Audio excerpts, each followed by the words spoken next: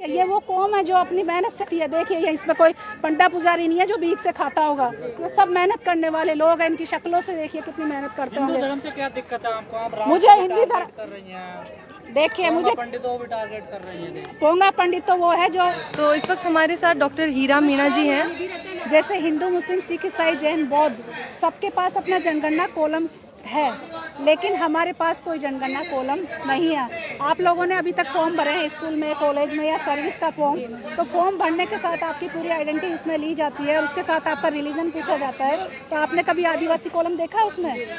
नहीं देखा ना। तो यही सबसे बड़ी पार्शलिटी हम आदिवासियों के साथ हुई है कि इस देश के मूल मालिकों के वंशज होते हुए भी हमारी आइडेंटिटी को हमसे छीना गया है, जबकि ब्रिटिश गवर्नमेंट ने हमारी आइडेंटिटी को वैसे ही स्थापित कर रखा था जो सब धर्मों से बिल्कुल अलग थी। न वो आदिवासी जो जल जंगल जमीन या प्रकृति के साथ अपने जीवन को जीता है और वास्तविक चीज़ों में विश्वास करता है, वो काल्पनिक दुनिया से दूर होता है और मानवीय संबंधों में विश्वास करता है। वो सामूहिकता, स्वनिर्भरता, सहृदयता और सबको साथ लेने की परंपरा के साथ जीता है। इसीलिए वो अपने पुरखा परंपराओं के साथ, अपनी संस्कृति के साथ और अपनी भाषा के साथ जीना चाहता है और अपनी पहचान के साथ रहना चाहता है जो किसी धर्म पर आधारित नहीं है। वही काम तो मोदी जी कर रहे हैं, बोल रहे हैं कि हिंदू राष्ट्र बनाएंगे, सब एक समान कहलाएंगे। देखिए क्या इस देश में मुस्लिम नहीं है? मुस्लिम है ना, ईसाई नहीं है, ईसाई भी है ना, सिख है, बौद्ध है, जैन है, पारसी है और हम आदिवासी हैं। तो सोचिए हिंदू राष्ट्र कैसे बनेगा? क्या किसी एक कौम का कोई राष्ट्र बन सकता है? नेपाल बना है हिंदू राष्ट्र क्योंकि वहाँ हिंदू आबादी बहुत ज़्यादा है। आपको पता होना चाहिए हिंदू और मुस्लिम के बाद तीसरी बड़ी आबादी हम आदिवासियों की है। तो ये आदिवासी राष्ट्र था, है और आदिवासी राष्ट्र रहेगा। मैं इसलिए कह रही हूँ क्योंकि हम आदिवासियों को मुसलमानों में बांट रखा है, ईसाइयों में बांट रखा है, हिंदुओं में बांट रखा है और आदिवासियों की आबादी अलग है। उस आबादी के हिसाब से हम तीसरी बड़ी आबादी है इस मुल्क में, इस देश में, भारत में, हिंदू और मुस्लिम के बाद। तो सोचिए जब ईसाई धर्म के आदिवासी या मुस्लिम धर्म के आदिवासी या हिंदू धर्म के आदिवासी एकजुट हो जाएंगे तो पहली आबादी होगी आदिवासियों की। इसीलिए मोदी जी और आरएसएस डरे हुए हैं। वो बार बार में क्यों कहते हैं हिंदू राष्ट्र, हिंदू राष्ट्र? क्या उनको नहीं पता संविधान में हिंदू मुस्लिम सिख ईसाई जैन बौद्ध 6 धर्मों को कॉलम कोड मिला हुआ है और इनकी सबकी जनगणना हो रही है। आप लोगों ने अब बचपन से लेकर अब तक देखा, आपके माता पिता दादा दादी सबसे पूछिए कि इस देश में कितने धर्म रहते हैं। और हम कोई गणतंत्र दिवस की परेड नहीं है, उस परेड में जब आप देखते हो कौन से रंग देखते हो आप? वो आदिवासियत के रंग होते हैं, वो पूरे देश भर के आदिवासियों के रंग होते हैं और वो जीवंत लोग हैं जो इस धरती, इस जल जंगल जमीन के लिए हमेशा से संघर्ष करते रहे। 1857 के संग्राम से पहले 250 साल पहले से वो संघर्ष करते रहे हैं और आज भी संघर्ष कर रहे हैं। आपने बेलाडीला कांड देखा, आपने डुमारी पहाड़ कांड देखा, अभी स्टैचू ऑफ लिबर्टी का जो मैंने उदाहरण दिया है, कितने आदिवासियों को विस्थापित किया गया। जितने भी प्रोजेक्ट बनते हैं, जितनी भी सेंचुरियाँ बनती है, जितने भी बड़े बड़े औद्योगिक कल कारखाने आदिवासी क्षेत्रों में ही बनते हैं और आदिवासियों की तबाही पे ही बनाए जाते हैं। क्यों? ताकि उनको बर्बाद किया जाए, उनका विस्थापन किया जाए, उनकी भाषा संस्कृति उनके साहित्य से उनको दूर किया जाए। कभी मोदी जी ने कहा है कि आदिवासियों ने इतना बलिदान दिया है तो उनके लिए कुछ किया जाना चाहिए? इतने बड़े बड़े स्टैचू लगा रखे हैं। मैंने उदाहरण दिया, शंकराचार्य का दिया, हनुमान जी का दिया, राम जी का दिया। उन्होंने देश की आज़ादी में कोई योगदान दिया था क्या? या कोई योगदान रहा है किसी भी प्रकार का? आप खुद अपने दिल पे हाथ रख के देखिए कि ऐसे स्टैचुओं का कोई योगदान सीमा पे रहा है, सीमा के अंदर रहा है, बीमारियों में रहा है, रोजगार में रहा है, या शिक्षा में रहा है, या स्वास्थ्य के लिए रहा है? तो मैं सैल्यूट करूंगी उनको कि वो ऐसी चीजें बना रहे हैं ताकि जनता को प्रेरणा मिले। इतना समय आपको तो नक्सली घोषित कर दिया सरकार ने और मीडिया ने। देखिए घोषित करने से कुछ नहीं होगा। हकीकत तो ये है कि जो ये बोल रहे हैं ये खुद घुसपैठी हैं भारत में, ये खुद आक्रमणकारी है। सिंधु घाटी सभ्यता को बर्बाद करने वाली यही कौम है, यही लुटेरी कौम है जो आज देश पर राज कर रही है। आप लोगों ने सावरकर के माफी पत्र, आपने बहुत सारे लेटर, आप मीडिया कर्मी हैं, आप लोगों ने लेटर देखे होंगे। और जो अंडमान निकोबार की जो जेल है, उस जेल का नाम सावरकर जेल कैसे हो गया? सोचिए, वो तो कैदी था, वो कैदी था, उस जेल का नाम सावरकर जेल कैसे? उसमें तो बहुत सारे कैदी थे, तो उन सब के नाम कहाँ गए? और मैंने देखा उस जेल में जितने भी कैदी थे उनका बाहर एक पार्क बना रखा, उन सबको बेड़ियों में जकड़ रखा, लेकिन सावरकर बिल्कुल आराम से अपनी छतरी लेके ऐसे खड़े हुए हैं। तो क्या अंग्रेजों ने उनके स्वागत के लिए वहाँ बुलाया था? या इस तरीके से रखा था जो स्टैचू जो इस तरीके से बना। तो ये देश वो लोग चला रहे हैं जिन्होंने देश की आज़ादी में कोई बलिदान या संघर्ष नहीं किया था। जब आपको मुफ्त में मिल जाता है तो आप तोड़ फोड़ में लगे रहते हैं। 2014 से पहले हिंदू कभी खतरे में नहीं था, लेकिन 2014 से लेकर अब तक हिंदू खतरे में है। क्यों? और हिंदू मुस्लिम दंगे क्यों होते हैं? क्यों होते हैं? अभी जो जयंतियाँ मनाई गई है, कितने पूरे देश भर में दंगे हुए, तो क्या ऐसी जयंतियाँ मनाना वाजिब है?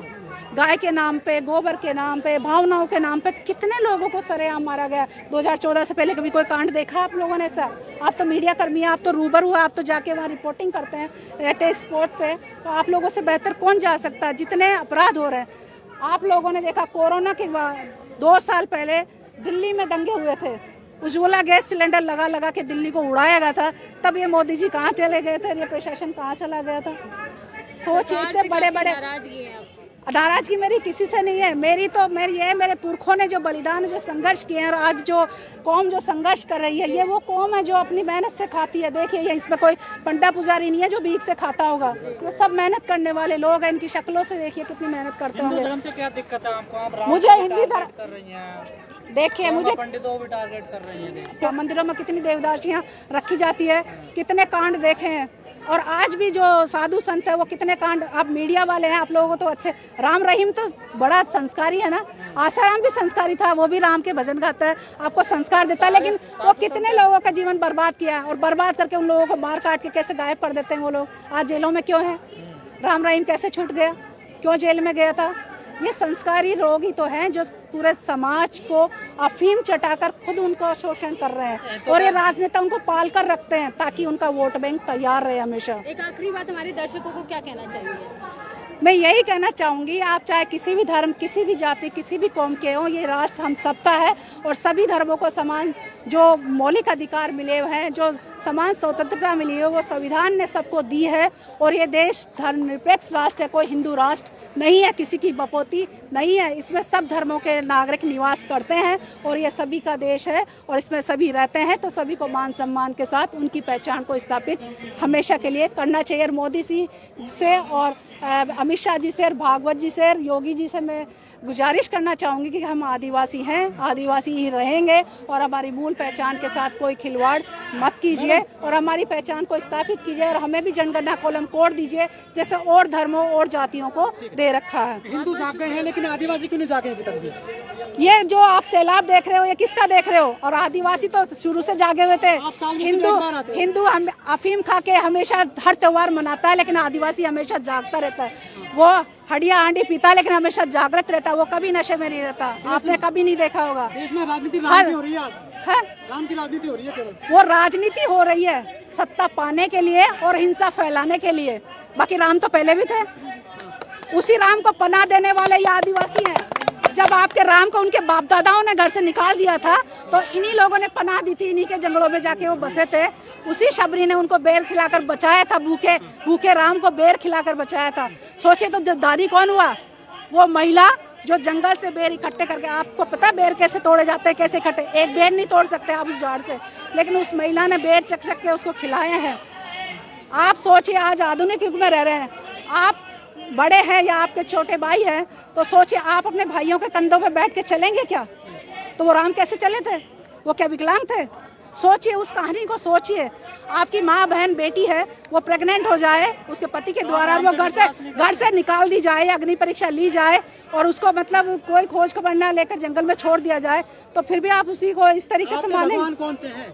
मेरे भगवान ये नेचर है जो हमें ऑक्सीजन दे रही है, पानी दे रही है, खाने को दे रही है, रहने को दे रही है, और जब हम मर जाएंगे तभी यही अपनी आगोश मिलेगी। सारी चीजें देश में वो कौन दे रहा है? वो राम के भक्ति दे रहे हैं ठेके पे। ठेके पे देने वाले ठेकेदार कौन है? वो राम भक्ति है, जो राम भक्ति और राष्ट्रभक्ति के नाम पे पूरे देश को बेच चुके हैं।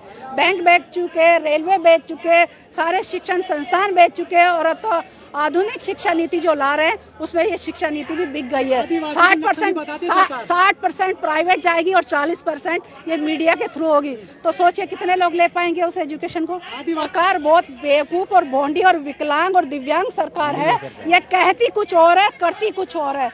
ये स्टैचू ऑफ लिबर्टी आदिवासियों के विकास के लिए है। आदिवासियों का विस्थापन किया गया ना, हजारों लाखों आदिवासी विस्थापित किए। अब वहाँ रिसोर्ट बनाए गए हैं ताकि अडानी अंबानी या बड़े बिजनेसमैन को वहाँ दिया जाए ताकि वो वहाँ पर व्यापार कर सके। वहाँ एक ट्राइबल विलेज बनाया गया है लेकिन वहाँ ट्राइबल को रहने नहीं दिया जाएगा। आप जैसे मीडिया वाले या बड़े बड़े जो नौकरशाह है या पैसे वाले लोग हैं वह अपने मनोरंजन के लिए वहाँ जाएंगे और रहेंगे, और आदिवासियों को वहाँ से बेदखल किया गया। तो सोचो उनके क्या हालात होंगे, कहाँ गए होंगे, कैसे जी रहे होंगे। तो सोचिए क्यों ऐसे हालात है आदिवासियों के साथ, और कौम के साथ तो नहीं है, ये साधु संतों के साथ तो नहीं है। आप अफीम खिला कर इनको भेज रहे हो। अभी कल ही मैंने अपनी कॉलोनी में देखा 2 ऑटो आए और उसमें से मैं सोचा किसी का गेस्ट आए होंगे, देखा तो 11 साधु निकले 2 ऑटो में। दिल्ली में अलाउ नहीं है 3 लोगों से ज़्यादा बैठना, लेकिन 11 लोग निकले। 11 लोग निकल के वहाँ वही राम भक्ति करने लगे, घर घर घर जबरदस्ती पैसा ले रहे हैं। तो क्या यही राम भक्ति है, यही सभ्यता है शहरों की? आदिवासी इलाके में संघ की शाखा रख रही है बड़े पैमाने पर। यह आदिवासी एरियो में नहीं है, सब जगह है, शहरों में भी है, शिक्षण संस्थानों में भी है, राजनीति में भी है। और आप मीडिया वाले तो बहुत अच्छे से बखूबी जानते हैं क्योंकि मीडिया भी बिक चुका है, वो उन्हीं की बात बताता है। अगर हकीकत बताए ना तो इतने कांड होए ही नहीं। अगर सच बताएं तो हम जंतर मंतर पे आके हम धरने नहीं करते।